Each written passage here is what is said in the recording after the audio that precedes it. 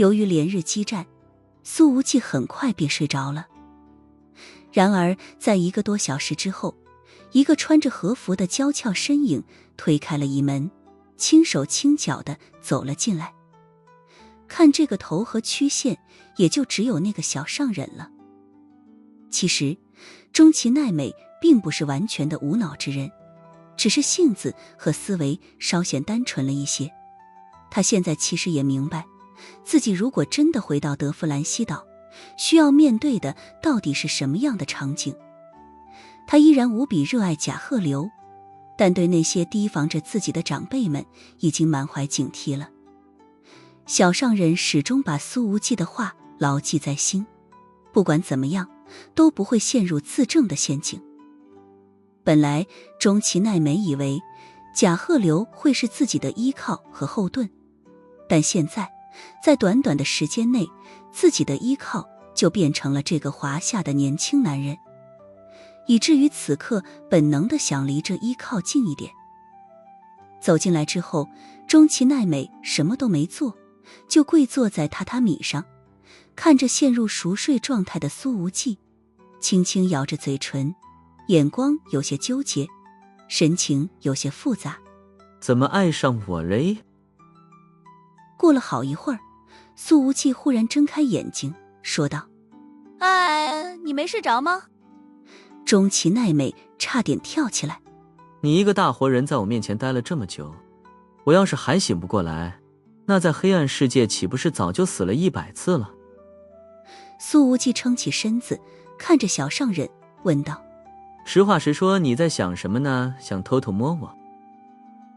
说话的时候，他还伸出手来捏了一下对方的下巴。其实作为正常男人应该都知道，睡到半夜醒来会胀得很难受。现在的苏无忌就处于这种状态，更何况身边还有一个刚刚洗完澡的香香小上人。此刻手指触碰着对方下巴处的滑嫩肌肤，看着那清纯又绝丽的容颜，真是让人有些难以自控呢。面对苏无忌的挑惹动作，钟其奈美却并没有躲开。我没想偷偷摸你，从来没想过。苏无忌打了个哈哈。那我可有点怀疑自己的魅力了。听了这话，小上忍不禁想起了自己刚刚那怎么也洗不干净的身体，于是很认真地说道：不，你很有魅力。苏无忌：所以你大半夜不想睡觉，想来睡我的？钟其奈美轻咬嘴唇，一下子沉默了。苏无忌瞪大了眼睛：你还真想过呀？没想过摸，只想过睡。你们东洋人都这么直接的吗？电影里可不是这么演的啊。钟其奈美直视着苏无忌的眼睛，咬了咬嘴唇，不置可否地说道：因为我有一个问题，想来求证一下。苏无忌低头看了看对方的领口，道：问吧。和服里应该没有任何的束缚，全是真实的线条，和苏无忌看过的那些温泉电影里一模一样。钟其奈美的眼睛亮晶晶的。人们都说只有生理上的喜欢才是真正的喜欢，是这样吗？苏无忌：哼，这妹子大晚上跑过来发什么神经啊？小上人想着之前洗澡时候的身体状态，很认真地说道：我很确定的是，我生理上很喜欢你。苏无忌差点被这个小上人搞乐了。你都不知道你心理上是不是喜欢我，怎么就能确定你生理上喜欢我？钟其奈美的俏脸一下子变红了，她轻声说道：这不能告诉你。苏无忌说道：好吧，其实我不确定你要的答案，因为我生理上喜欢挺多人的。他想了想，随后说道：但是我想再证实一下。苏无忌：怎么证实？紧接着钟其奈美便掀开了薄被子，就这样穿着和服钻了进来。苏无忌的身体一下子紧绷了起来，你真的要来睡我啊？他满脸震惊。倒也不是了。钟琪奈美把头枕在苏无忌的肩膀上，心脏砰砰直跳。我就是想求证一下刚刚的那个问题。随着他的这个动作，小波儿把最那毫无束缚的重量，有一半都压在对方的身上了。苏无忌觉得自己的呼吸有些火热。然后呢，你得到答案了吗？美妙的人儿就在怀里，苏小处的身体此刻已经是又僵又硬。钟琪奈美感受着苏无忌的心跳，说道：目前只是心跳的有点快，至于其他的还得等一等。苏无忌，其他的你说的是什么？小上忍红着脸，不告诉你。他抬起手来，想要贴住苏无忌的胸口，可是手却不小心地碰到了腹腔。呀！钟琪奈美的双颊滚烫。你这对我也是生理性的喜欢吗？苏无忌咳嗽了2声。如果这就是生理性的喜欢，那我可能喜欢很多人。钟琪奈美的声音小了下去。可我不是。他紧接着又不说话了。过了10几分钟之后，这妹子忽然掀开被子，站起身来，噔噔噔地跑了出去。苏无忌被撩拨得不上不下的，颇为难受。大半夜的，这小上忍是想干嘛？勾引完了就跑。而钟琪奈美跑回房间之后，直接撩开了自己的和服下襟，手在大腿上抹了一下，感受着手指的状态，她自言自语：果然是生理的喜欢。她打开灯，低头弯腰抬腿，看了看齐天大圣的老家，随后差点没跳起来。我的天，我的裤裤没！钟琪奈美大惊失色，她现在居然就只穿了一件和服，除此之外再无其他。什么时候被他脱掉的？小奈美满脸懵逼，怎么我完全没感觉呀？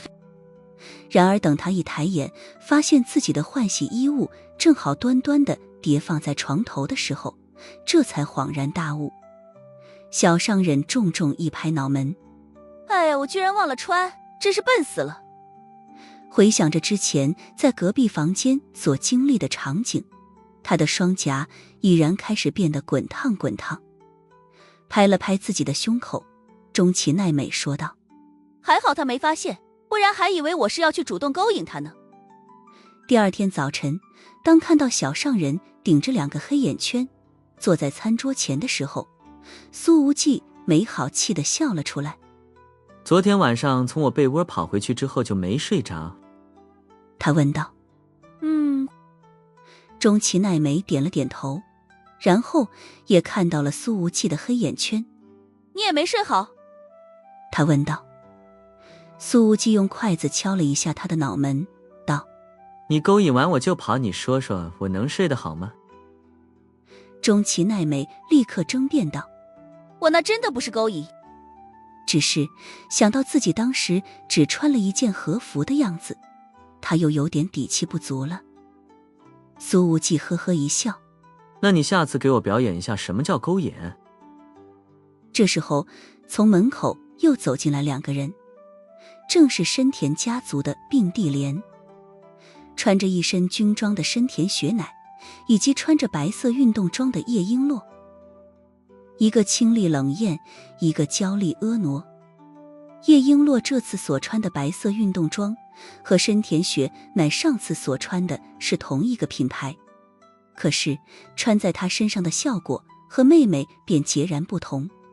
无论是该紧致的地方，还是该丰腴的区域，皆是被用极致的线条的勾勒出来。成熟女人的韵味简直强得不行。谁又勾引谁了呀？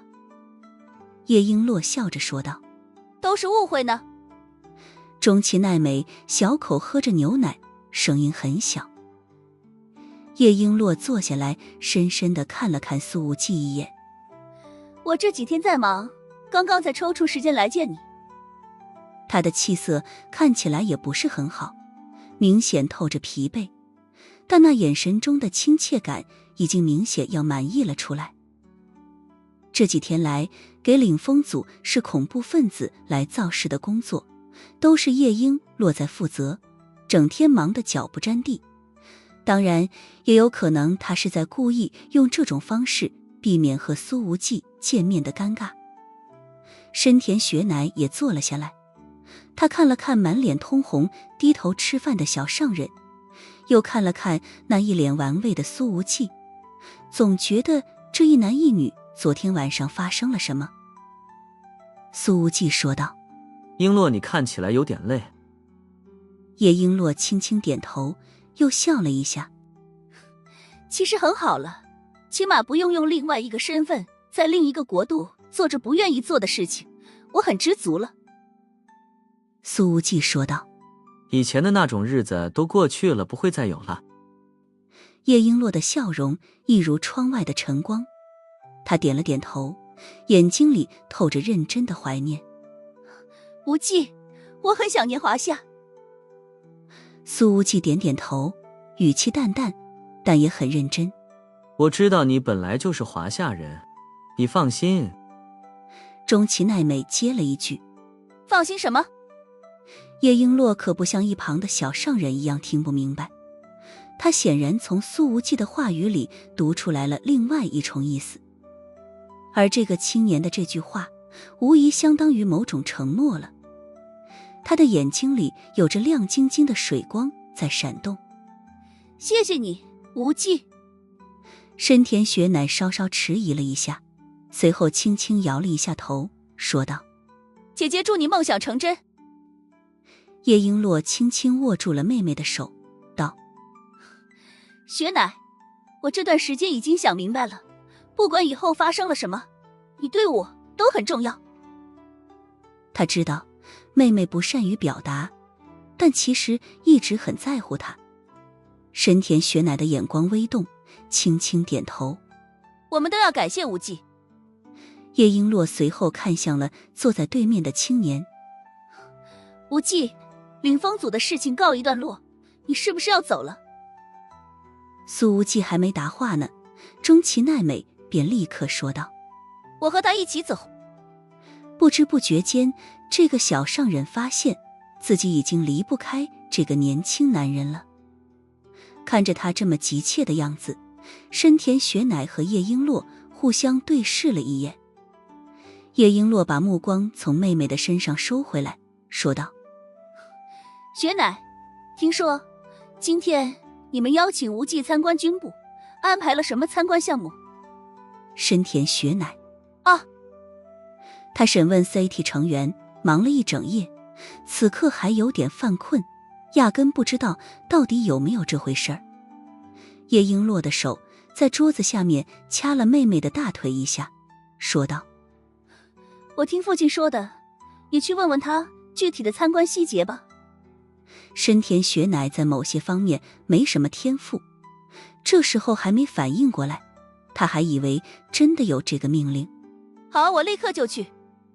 他起身说道。苏无忌看了看这姐妹俩，摇头笑了笑。中崎奈美现在一靠近苏无忌，鼻尖闻到对方的味道，脑子里总是不自觉地想起一些画面，就觉得昨天晚上的身体反应又开始延续。他迅速吃完了饭，匆匆忙忙先离开了。餐厅里只剩下了苏无忌和叶璎珞。苏无忌看着面前这位外形上无可挑剔的御姐，笑了笑，说道：你妹妹对我没那种意思，你没必要帮着她抢男人，你要是真想抢，为什么不自己上？叶璎珞看着面前的年轻男人，很认真地说道：无忌，雪乃对你确实比对别的男人有好感，但他从小到大都不善于表达，很难让别人明白他的心思。也不知道是有意还是无意，他避开了苏无忌的后半句。苏无忌说道：璎珞，深田雪乃和你不一样。雪乃是我妹妹，我当然比你更懂她。叶璎珞微笑着说道：如果真让她和中崎奈美竞争你，雪乃一定不是钟琪的对手。苏无忌的眼前莫名浮现出了当初深田雪乃晕倒在浴缸里的样子了，那犹如乳白瓷瓶一样的身体，竟是让现在的他一想起来就本能的有些眼晕，努力把脑海中撩人的画面驱逐出去。苏无忌闷声闷气地说道：也不好说些。钟琪很厉害，但以他的经历来看，过往的大部分时间都花在了武道上，以至于对很多事情都非常懵懂，但这种懵懂恰恰是对男人的必杀技。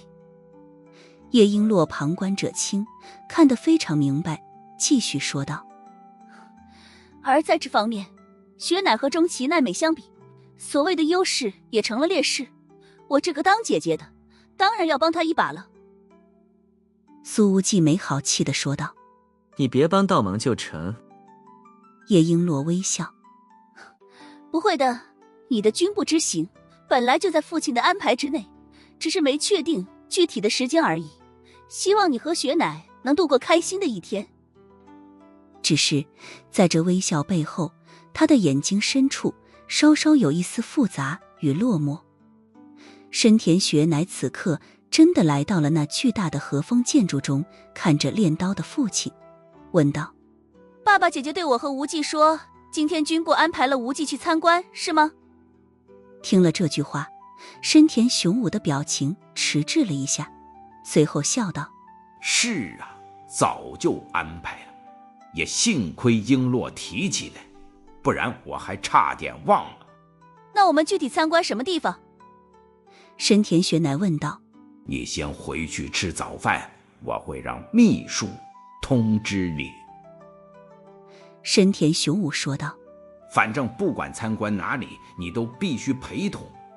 是。深田雪乃敬了个军礼，随后转身离开。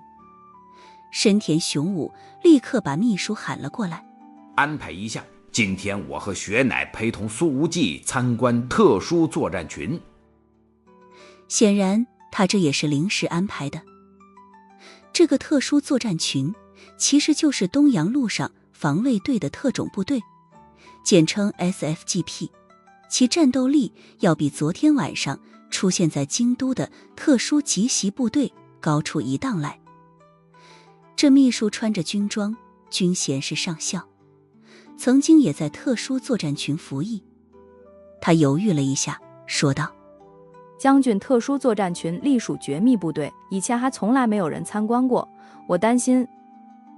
深田雄武看了他一眼，这只不过是淡淡的一眼而已，上位者的气势却陡然间爆发出来，让身为上校的秘书顿时忍不住地发了一下抖。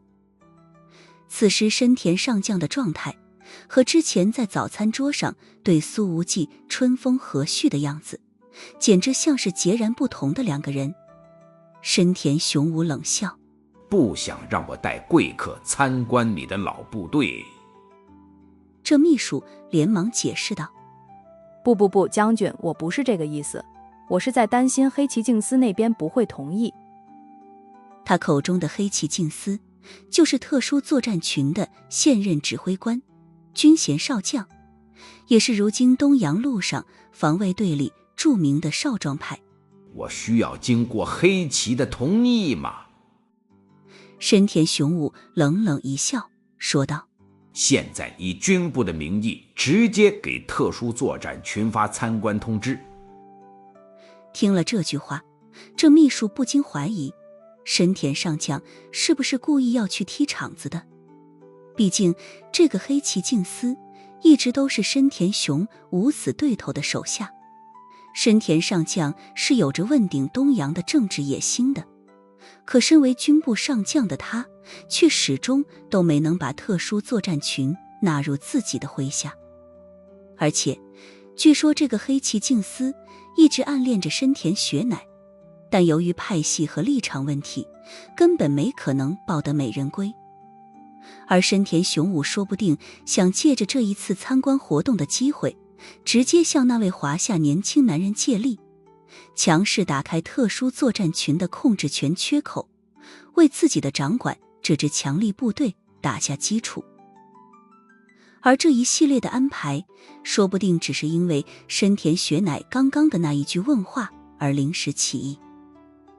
想明白了这一切之后，这位上校秘书不禁觉得自己实在是没有当政客的能力，那么多的心眼子都是从哪里冒出来的？发布了命令之后，深田雄武转身朝着院子里走去。而这时候，叶璎珞正好迎面走来。他已经提前离开了餐厅，想给苏无忌和深田雪乃创造一些单独相处的机会。爸爸，叶璎珞站到了路边，微微躬身。璎珞，你做得好，做得很好。深田雄武一改往日面对养女的严肃和淡漠，微笑道：你正在不断地给我创造惊喜。叶璎珞微微低头说道：谢谢父亲的夸奖。深田雄武拍了一下叶璎珞的肩膀，说道：你和雪乃都是我的好女儿。叶璎珞轻轻点头：我知道的，爸爸。深田雄武的心情明显很好。如果无忌要回华夏，你陪他一起回去，你辛苦了这么多年，也该好好的休个假。叶璎珞愣了一下，印象中父亲可从来没这么和蔼过，从来都是用军人的标准来要求他，今天简直像是换了一个人。等叶璎珞反应过来的时候，深田雄武已经走远了。1小时之后，2架直升机从深田家族的大本营起飞，直奔特殊作战群的驻地。深田雪乃已经换上了海上防卫队的白色长服，那窈窕又柔韧的身形被这衣服勾勒得无比清晰。他其实已经从海上防卫队调到了陆军部，但相关手续还在办理中，下一步的职位还没有明确。深田雪乃自己也已经意识到，父亲这次之所以把他调回来，完全是因为苏无忌来东洋了。漂亮少校和苏无忌独自坐在后面一架直升机上，按理说深田雄武作为主人也应该陪着苏无忌一起，可他却是和秘书在前面那架飞机上，似乎是刻意不当电灯泡。飞至半途，又有4架直升机从军部方向飞来，与这2架飞机会合，完成编队。这4架飞机上都是深田雄武的亲卫队员，个个全副武装，真实战斗力不在特殊作战群之下。其实在意识到自己没那么容易能从政敌的手里面拿下特殊作战群之后，深田雄武就已经开始培养属于自己的特种部队了。也正是因为这个原因，他的亲卫队规模越来越庞大，选拔也越来越严苛。你父亲带我一个外人去参观特种部队，这不太合适吧？苏无忌看着身边人儿的侧脸说道：你不是外人。深田雪乃扭头看向他，那如东湖碎冰般的眸子反射着太阳的光，亮晶晶的，无比动人。对你不是外人，但对特种部队是，毕竟这种队伍放在任何一个国家都是机密。苏无忌笑了笑，一眼看穿了深田雄武的想法。如果我没猜错的话，你老爸应该还没彻底掌握这特殊作战群的指挥权吧？深田雪乃轻轻点头。虽然我爸爸的话语权很重，但军部不止一个上将，政坛更是不止一个派系。我不喜欢你老爸人，苏无忌说道。他做所有事情的目的性都太强了，不像你这么心思纯净。纯净这个词让深田雪乃微微愣了愣，眼中的碎冰又有缓缓化开的趋势。谢谢。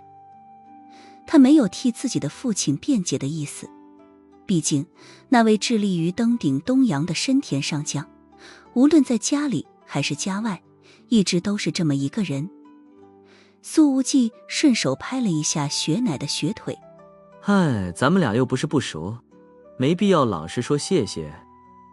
深田雪乃低头看了一下落在自己大腿上的手，眸光微凝，却没将对方的手挪开。苏无忌立刻把手收了回来，笑道：不好意思啊，这2天拍小忍者拍习惯了。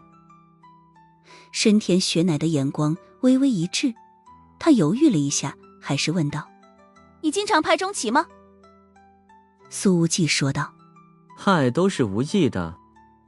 深田雪乃知道苏无忌连姐姐这样的大美人都能拒绝，肯定是正人君子，所以也没纠结拍自己大腿一事。但苏无忌刚刚的那无心一拍，却让他觉得自己的身体深处似乎被激起了些许涟漪。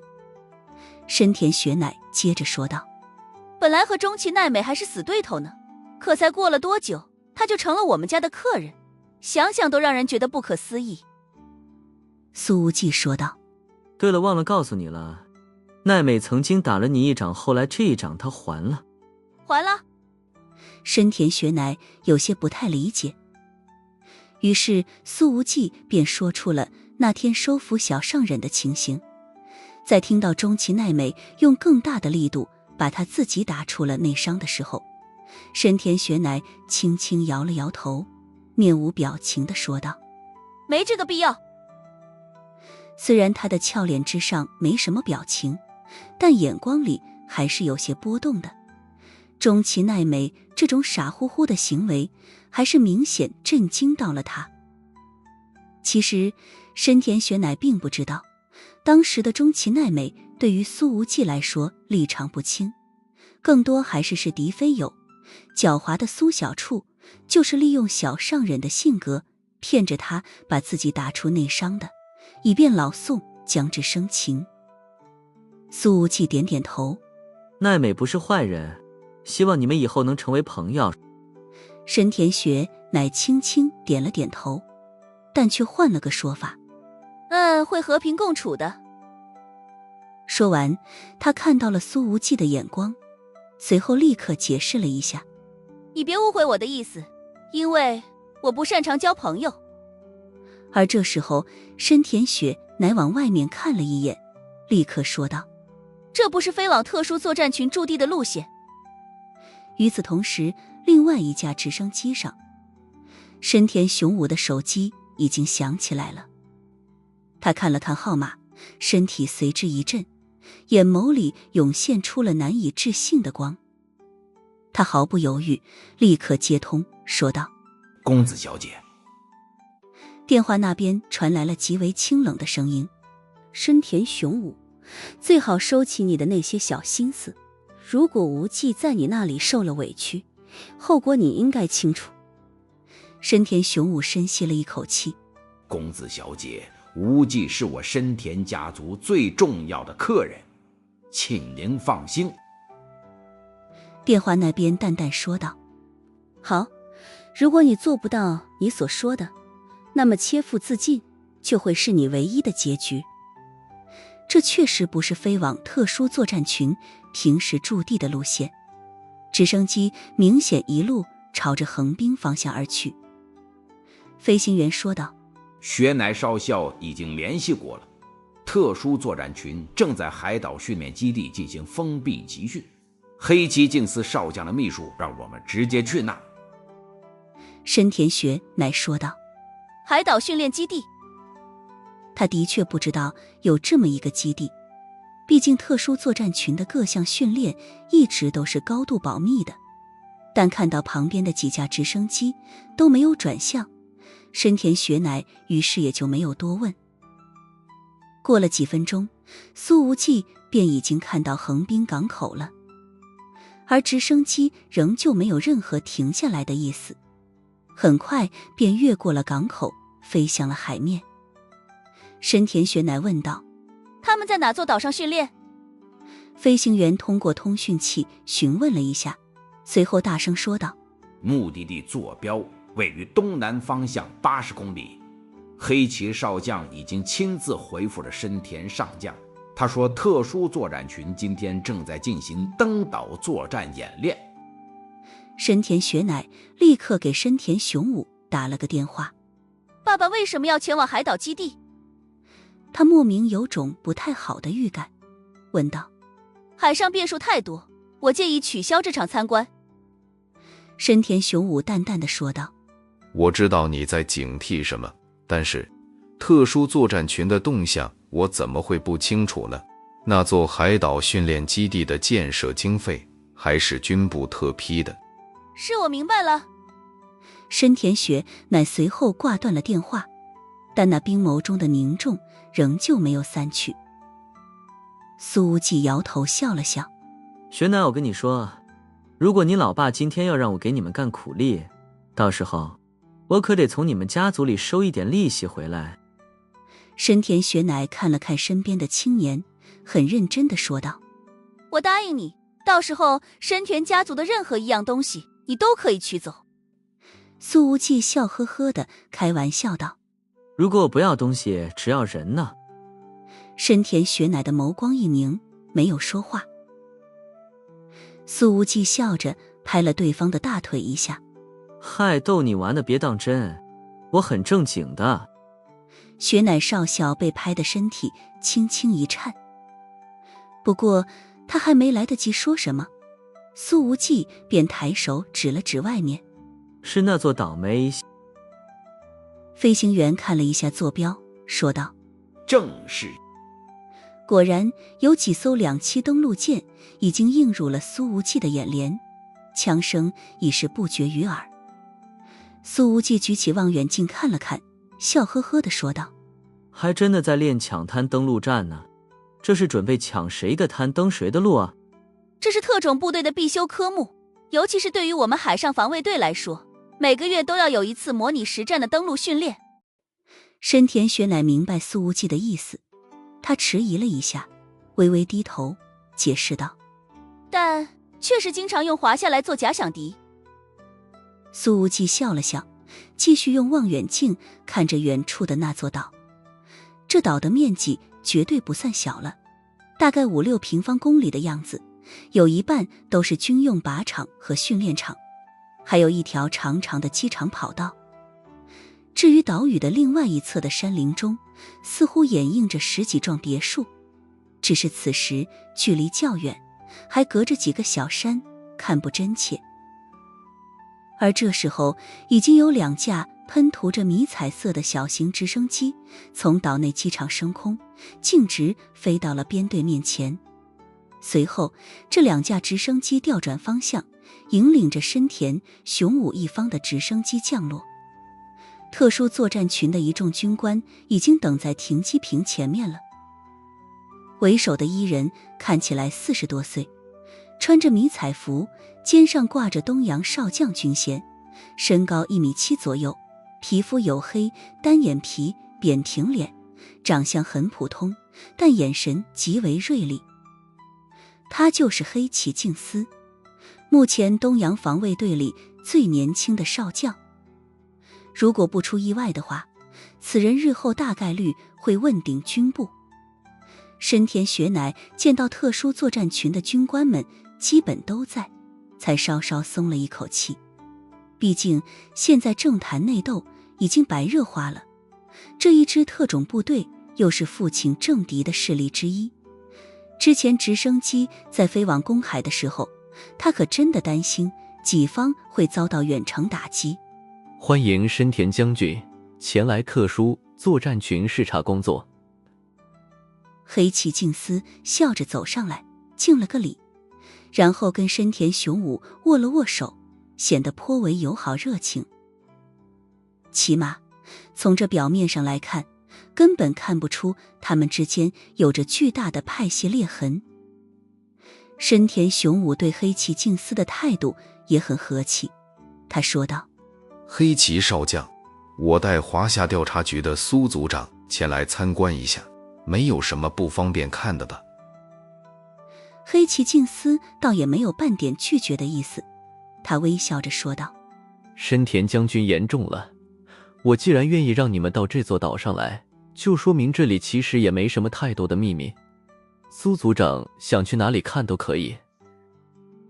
随后他走到了苏无忌的面前，很认真地看了看对方。华夏有一句老话叫英雄出少年，我想这句话用在苏族长的身上真是再合适不过了。苏无忌看着他，玩味地问道：你认得？黑崎静司脸上的笑容稍稍收了一些，眼神重新恢复了些许锐利之感。何止是认识，这几天来我每天都在听说那些与苏族长有关的消息。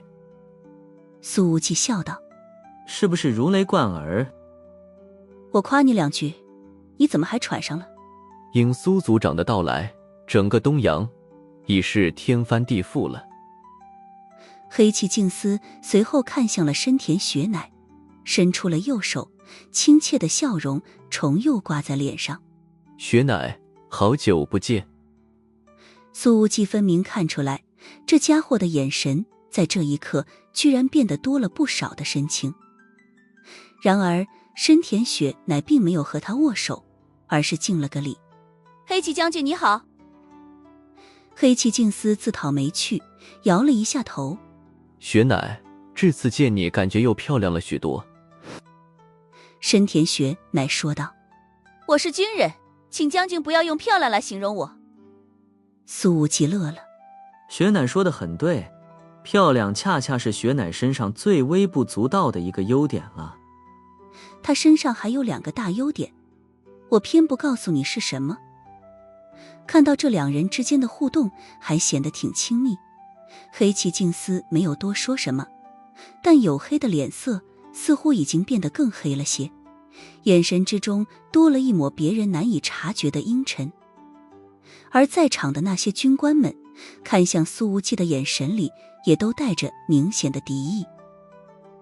对于这些敌意，苏无忌早有预料，毕竟这特殊作战群是深田雄武的对立派系，这些军官和领风组或多或少都有利益牵扯。领风组现在被自己打得千疮百孔，就连掌管财务的太田英美都已经被活捉，说不定这些军官们从此再也收不到领风组的进攻了。断人财路犹如杀人父母，这些军官们怎能不恨苏无忌？看到气氛有些僵了，深田雄武开口说道：黑崎将军，刚刚我们来到这儿的时候，看到你们正在进行登陆作战演练，不如你带我们去参观一下这一次的演练现场。然而黑崎静司却直接打断了他的话：深田将军，演练已经结束了，在你们降落的时候，我已经召集所有人在训练场集合，等着您的检阅了。黑崎静司这意思其实也很简单，这是我的地盘，你想看什么我就给你看什么。被服了面子，身为上将的深田雄武竟是一点也不生气，他微笑着说道：好，那就去训练场，在这里一切都听黑崎将军的。说罢，他率先向前走去。深田雪乃看着与平日里截然不同的父亲，轻轻地拍了苏无忌的胳膊一下，示意他多留点神。他自己并没有意识到，自己居然为了维护一个年轻男人，开始稍稍提防起自己的父亲来了。苏无忌顺手也在深田雪乃的胳膊上轻轻拍了拍，说道：放心啦，我知道雪乃最关心我了。他的声音很小，但偏偏所有人都能听见。训练场就在机场旁边，此时几人已经走到了，起码500名特殊作战群的士兵已经集合等在那儿了。听到这两人打情骂俏，深田雄武笑了笑，显然这正是他想看到的结果。然而黑崎静司的面色却明显阴沉了几分，随后呵呵笑了笑：苏组长和雪乃已经认识很久了。这强行挤出来的笑容里颇有种咬牙切齿的感觉。这一次深田雪乃直接说道：无忌对我有救命之恩，是我的好朋友。黑崎静司听着深田雪乃对苏无忌的亲切称呼，就有点来气。他对苏无忌微微点了点头，强忍着心中的不爽，说道：苏组长，谢谢你救了雪乃。苏无忌说道：口头感谢没必要，只要黑崎少将待会儿不要太过为难我便好。黑崎静司轻轻摇了摇头，呵呵一笑10个领风组的重要高层，在阁下的手里都活不过48小时，我一个小小的陆军少将，能有几个胆子敢为难大名鼎鼎的暗影天王？苏无忌打蛇随棍上，丝毫不谦虚。知道就好哎。黑崎静司倒还没说什么，一名少校校军官吼道：混账，怎么对我们将军说话的？华夏小子，注意你的态度。深田雄武冷冷喝道：给我注意你的态度，上级讲话胡乱插嘴，目无军纪，得我军法处置。他的几名亲卫队员立刻站到了前面。可是那名少校军官不仅不服软，居然敢对深田雄武怒目而视。他吼道：我不服啊！苏无忌摇了摇头，微嘲地说道：这是以下犯上啊！深田雄武的表情骤然变冷，那股上位者的威严开始扩散开来。黑崎静司少将，他的目光冷冷说道：现在请给我一个说法。这座岛的另外一端，一艘快艇驶来，停在了小码头。2个身穿武士服的男人率先下了船，随后一个身穿紧身皮衣皮裤的女人被反绑着双手从快艇上带了下来。她的身材无比性感，那热辣的线条似乎能够勾起异性体内最原始的欲望，竟是许家嫣。在训练场前方，气氛已经开始变得有些剑拔弩张了。黑崎少将怎么还站着不动？深田雄武淡淡说道：贵客上门参观特殊作战群，就准备这么丢人现眼的吗？这语气虽然很冷淡，但是用词极重，其中的压迫意味越来越强。这个少校军官梗着脖子说道：深田上将，我并不认为我做错了什么。深田雄武没有再吭声，看向他的目光阴沉如水，有点像看着一个死人。黑崎静司看了看深田雄武的眼神，站在原地远远盯着那名少校军官，淡淡说道：今天回去关3天禁闭。少校啪的一个立正：是你。这倒是显得颇为令行禁止。苏无忌微微一笑，唯恐天下不乱地说道：一个小小的少校无视上将的命令，只听少将的话，甚至还敢冲撞军部高层，东洋特种部队的纪律性还真是让我开了眼啊。黑崎静司扭头看着苏无忌，冷冷说道：苏组长，这是我东洋特殊作战群的内部事宜，没有必要让你来指手画脚吧。而那名被罚了3天禁闭的少校军官则是盯着苏无忌恶狠狠地说道：华夏人，给我滚开，这里没有你说话的份。苏无忌让领风组元气大伤，使得这群平日里从领风组受贿颇多的军官恨不得把他分而食之。听了这句极其粗鲁的话，深田雪乃周身的气场已经瞬间变得极冷了。别人冲撞他父亲的时候，雪乃少校的眼睛里都没有露出这般冷光。闭嘴！他眸子里的碎冰似乎更多了。苏无忌微微一笑，丝毫不生气。如果这特殊作战群都是这种水平，我倒是觉得深田叔叔不必在意这支队伍的控制权了，他们没什么大出息的。深田雄武沉声说道：无忌说的有道理，只不过今天军部实在是太丢人了。他随后抬手指了指那名闹事的少校军官，说道：把他带走隔离审查。几名亲卫队员立刻走到了少校面前。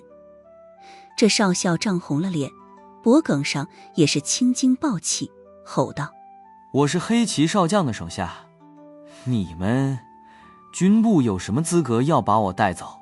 就凭你是上将。深田雄武忍无可忍，他走到了这少校的面前，摘下了白色手套，手臂一扬，啪啪啪啪，正手反手连续抽了这个少校4个耳光。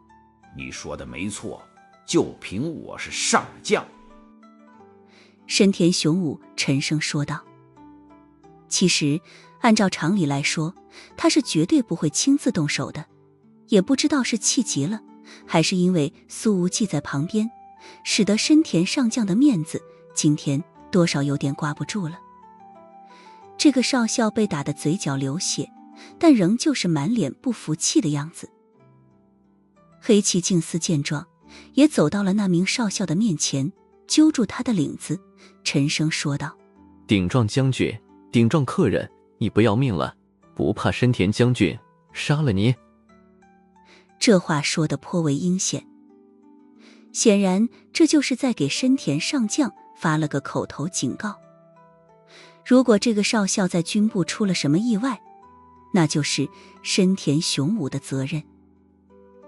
那个少校立刻昂首挺胸的立正，大声喊道：如果深田上将敢这样对我，就说明他没有资格坐在那个位置上。深田雄武的眼睛里再度流露出了危险的光。今天他这个军部上将真是被人起脸了。苏无忌却笑眯眯地开口说道：黑旗少将，你这特种部队的负责人交出了这样的兵，实在是难辞其咎。我如果是你的话，不如直接引咎辞职算了。混蛋，你在侮辱黑旗将军！那名暴脾气的少校吼道：我要挑战你！说完，他居然直接挤开了黑崎敬司，冲到了苏无忌的面前，拳头直接朝着他的脸上挥过来。苏无忌还没动呢，深田雪乃便是一声冷喝：放肆！话音未落，他已经凌空飞起一脚，那边腿重重落在了这名少校的身上。这少校毕竟是特种部队出身，实力相当不错，硬扛了这一下，身体居然也只是稍稍歪了半米而已，根本没有倒地。而他居然就是从腰间拔出了格斗军刀，借着惯性直接捅向了苏无忌的腹部。混账！黑崎敬司冷冷道：给我住手！喊归喊，但是他也没有阻拦的意思。一旁特殊作战群的士兵们看着此景，一个个老神在在，丝毫不慌，似乎早就有所预料，甚至有的还面带微笑。刀尖眼看着就要捅进苏无忌的腹部了，那名少校军官肿胀的脸上也露出了狰狞的笑意来。然而苏无忌连半点躲避的动作都没有，直接双手一抬一错。于是这名少校军官便感觉到自己手腕剧痛。苏无忌这轻描淡写的一错手，直接把他的右手腕折断了。随后他发现自己的军刀居然已经易主了，唰，苏无忌手中的军刀直接捅进了对方的腹部。这名少校浑身一震，压根没看清楚这个华夏青年是如何做出夺刀反击的动作来的。可是苏无忌的动作不停，在把军刀扎进去之后，居然拔出来，又连续捅了2刀，一共3刀，全部扎进了腹腔的不同位置。这名少校浑身脱力，难以置信地瞪大了眼睛，此生从未体验过的剧痛已经在他的体内蔓延开来。其实深田雄武等人并不知道，这个少校的格斗水平在整个特殊作战群里能排到前3的位置，也是黑崎敬司的绝对亲信。而他今天从一开始的不服管，到现在主动攻击苏无忌，显然都是事先安排好的。事到如今，傻子也能看明白是怎么回事了。特殊作战群的欢迎仪式还真是让人惊喜呢。苏无忌呵呵一笑，直接飞起了一脚，砰！这一脚重重踹在了这名少校腹腔位置的刀口上，他的身体向后倒飞而出，鲜血也因此而炸开了一大片。此人落地之后，脑袋一歪，直接昏死过去了。苏无忌把那把滴着血的军刀随手一扔，拍了拍手，说道：死不了，膀胱和肠子缝一缝，还能凑合继续用。特殊作战群里，每一个人的脸色都难看至极。黑崎静司也是面色铁青，不，他必须要死。而这时候，深田雪乃竟是直接拔出枪来，对着那名昏死过去的少校连续开了3枪。砰砰砰，枪声惊起了一大片林间飞鸟。3发子弹全部命中那名少校的脑袋，当场击毙。深田雪乃，黑崎静司吼道：你在干什么？当着我的面杀我的手下！这时候，几百名特殊作战群成员已经全部拔出枪来了。深田雄武吼道：住手！放下枪！你们简直是在造反！这位上将今天真是觉得颜面扫地了。面对几百支枪，深田雪乃却冷着俏脸往前跨了一步，挡在苏无忌的身前。他虽一言不发，但这个动作无疑表明了所有态度。而黑崎静司见此，面色更显阴沉。他没有让手下人把枪放下，而是说道：深田上将，今天你带来的客人捅伤了我的得力手下，你的女儿还开枪击毙了他。军部如果不就此事给我一个说法，我特殊作战群的脸也就别要了。黑崎静司，你的手下率先持刀攻击苏组长，雪乃少校对使他军法处置，这没有任何的问题。深田雄武冷冷道：倒是你纵容手下冲撞长官，暗杀客人，事后我一定要你来付出代价。那也别等事后了。黑崎静司冷笑道：这里是特殊作战群的训练基地，军部的法规在这里不管用，这座岛上的所有事情我说了算。深田雄武沉声说道：你要做什么？是想哗变还是造反？黑崎静司摇了摇头，呵呵一笑：没别的意思，只不过是想要以下犯上罢了。以下犯上，他早就想这么做了。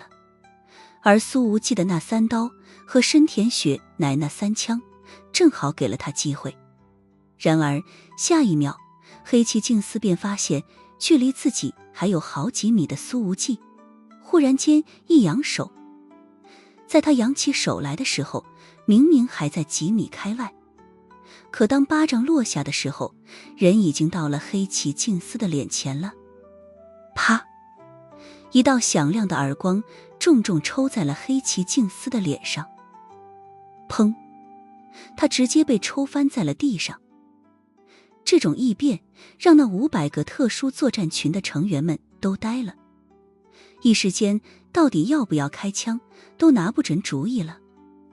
毕竟他们虽然是黑崎静司的手下，可军部若是事后追责起来，谁也承担不了这造反的沉重后果。那个华夏男人怎么就这么生猛，连特种部队的少将都敢打？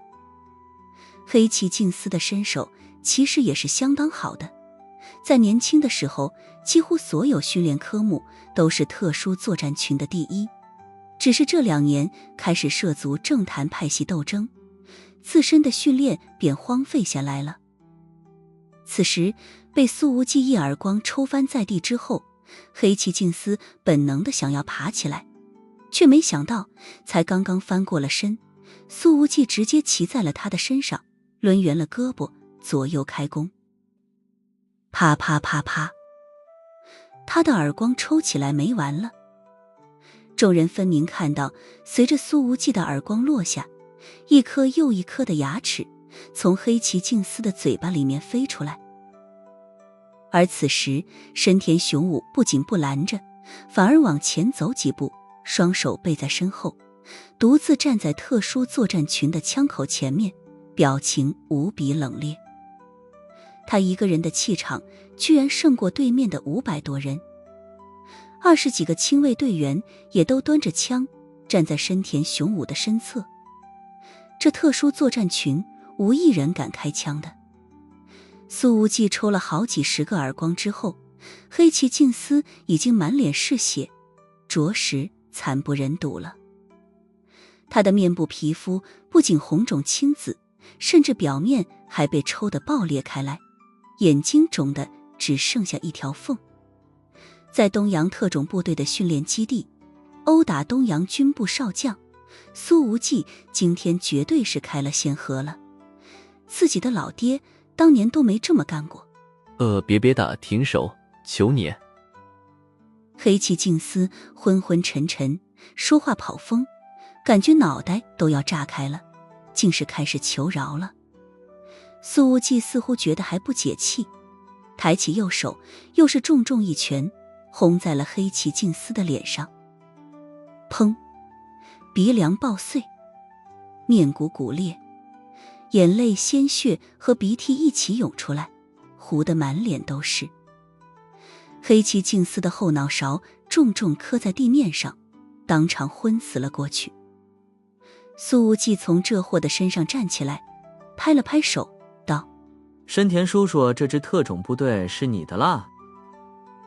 深田雄武看了看这个华夏青年，微笑重又挂在脸上，回应道：无忌，我的女儿是你的了。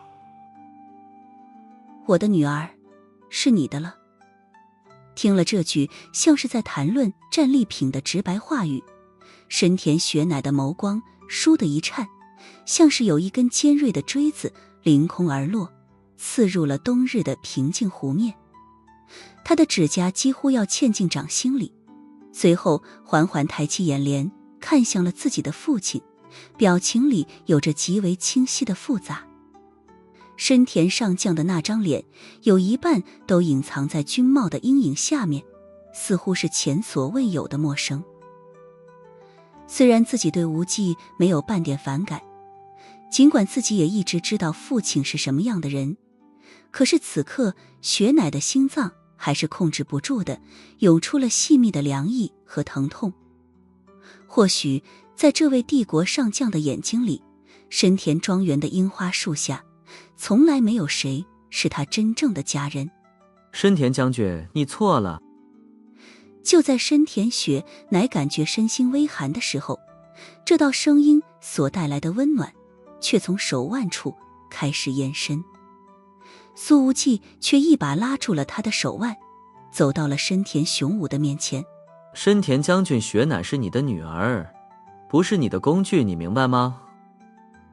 深田雄武的眼光微明，看到深田雪乃并未挣脱苏无忌的手，随后笑了起来，直接说出了自己的目的。无忌，这是我对你所表达的感谢，我也希望和你拥有更紧密的关系。从这一点上来说，没有谁比雪乃更合适。但雪乃是我认定的朋友。苏无忌的表情极为认真。在我心里，即便是100支东洋特殊作战群，也比不上一个为了解救被凌辱的女人质而甘愿受到军部责罚的深田少校。听了这句话，深田雪乃眼睛里的冰层陡然一颤，随后看向苏无忌，眼睛里浮动着难以言喻的光。而深田雄武的表情仍旧带着笑意。我再强调一遍，无论是从军部的角度，还是从深田家族出发，这都是最高规格的感谢。深田少校应该也明白。他不需要明白。苏无忌往前站了一步，沉声说道：我想他需要的是最高规格的父爱。是我浅薄了。深田雄武忽然抬起手来，对自己的女儿敬了个军礼。雪乃少校，我向你道歉。这个动作让深田雪乃更加意外了。毕竟上将主动向一名少校敬礼致歉，这在深田雄武的身上以往可根本没发生过。他几乎本能地想要抬手还礼，可是自己的右手腕正被苏无忌拉着呢，后者也根本没有放手的意思。显然苏无忌就是故意攥着的。不用还礼。苏无忌盯着对面的深田雄武，淡淡道：这是他欠你的。深田雪乃抿了抿嘴，眸子里连续闪过了好几种情绪，可终究没有再多说什么。那截皓白始终安静地栖在青年掌心，如同搁浅的美人鱼终于接触到了海水。深田雄武说道：无忌，你和雪乃去逛一逛吧，我对这特殊作战群说几句话。苏无忌一言不发，直接拉着深田雪乃走开。深田雪乃走出了10几米，扭头看了一眼，说道：特殊作战群还有500多人。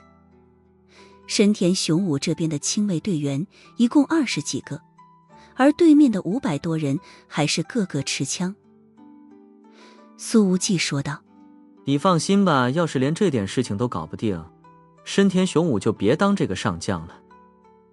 此时海风明显有些变大了，深田雪乃的短发已经被吹乱。他看了看自己的手腕，那儿是自己身上此刻最温暖的位置。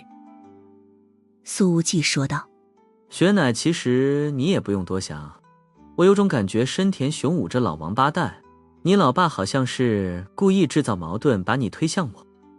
什么？深田雪乃的眉毛一扬，眼湖里的波光霎时被海风吹皱了。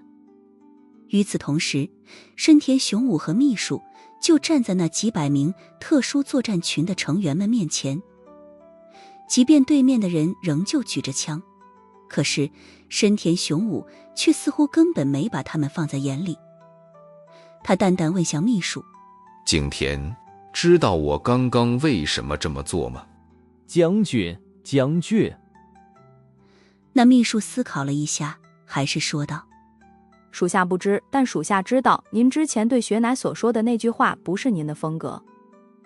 他所说的自然是我女儿是你的了这句话。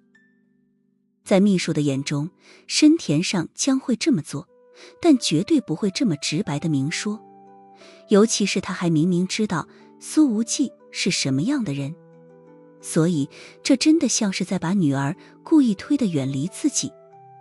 深田雄武的目光从对面特殊作战群成员的脸上扫过，无形的压力随之扩散。他的目光扫到哪里，哪里的士兵便放下了枪。对于那些特种作战群的成员们而言，之前有黑崎敬司给他们壮胆，而现在那位嚣张的少将已经被打得半死不活。此刻他们根本承受不住深田上将的目光压力。深田雄武一边扫视着在场众人，一边淡淡说道：苏无忌和我是截然不同的两种人，深田雪乃夹在中间，他距离我越远，距离苏无忌就越近。这秘书听得非常震惊，他完全没想到将军那看似随意的一句话，居然背后有着那么多的考量。犹豫了一下，他还是问出了心中的疑惑：可是将军，您这么说不怕雪乃误会吗？雪乃是我的女儿，无论她对我是什么看法，我最后都能用父女亲情把她拴住。深田雄武说道。这景田秘书浑身巨震：我明白了，将军您太厉害了。他由衷地说道。用深田雪乃来拴住苏无忌，用父女亲情来拴住深田雪乃。景甜是发自内心的佩服，但也觉得自己实在干不出来这种事情。而这时候，深田雄武已经换了个话题，他看着面前的所有人说道：从今天起，特殊作战群现有成员全部打散，接受调查，新的特种部队择日成立，我会亲自制定选拔方案。听了这句话，有不少人已是面色煞白。毕竟特殊作战群中有相当一部分都和领风组有着脱不开的关系，甚至是长期接受着这个黑帮势力的金钱资助。而深田雄武继续说道：调查结束之后，没有问题的人将自动入选新地特种部队，继续担当东洋陆军的精锐力量。轻描淡写，直接拿下特殊作战群。景田秘书站在一旁全程围观，这一刻他忽然觉得，即便没有苏无忌放到黑崎静司，将军应该也能掌控这支特种部队。另外，立刻成立防卫队纪律本部，陆上海上航空3大防卫队的纪律审查工作全部收归纪律本部负责。深田雄武说道：这个部门成立的第一件事就是启动对黑崎静司少将的调查。景田秘书立刻记下来，眼底控制不住地涌出震撼之色，这简直是军部争权的天才之笔。顿了顿，深田雄武说道：薛乃从海军调到陆军，最终部门不是还没确定吗？就让他去纪律本部，同时晋升中校，全权负责黑崎一案。这一刻，景田秘书真正明白了什么叫做步步为营。再给深田上将几年时间，是不是内阁的那个位置也得换人了？深田雄武却摇了摇头，看向了海岛的另外一端。那些掩映在山林间的别墅已经映入了他的眼帘。百足之虫，死而不僵啊！深田雄武的眼光变得深邃了许多，说出了让这秘书完全听不懂的一句话。但谁又能知道，这种濒临死亡会不会是另一种方式的重获新生呢？许家烟坐在墙角，画着淡妆的俏脸之上有着浅淡的灰尘，但这污渍并不影响她娇艳的容颜。在被推进了这间屋子之后，守卫就解开了她那被反绑着的双手。而在这个铺满了榻榻米的房间里，和她类似遭遇的女人还有13个。许家烟毫无疑问是这里最动人的一个，其他女人虽然也称得上是一流姿色，可无论是长相还是身材，却都比天生媚骨的许大小姐差出了一个比较明显的档次。这里的其他女人大部分都是双眼红肿，双目无神，但衣着还是完整的，并没有受到什么侮辱性的对待。房间里有2个女性守卫，她们这时候像是得到了命令，扶了扶耳边的通讯器，听着那边说了几句什么，便都出去了。你们都是华夏人吗？许家烟随后问道。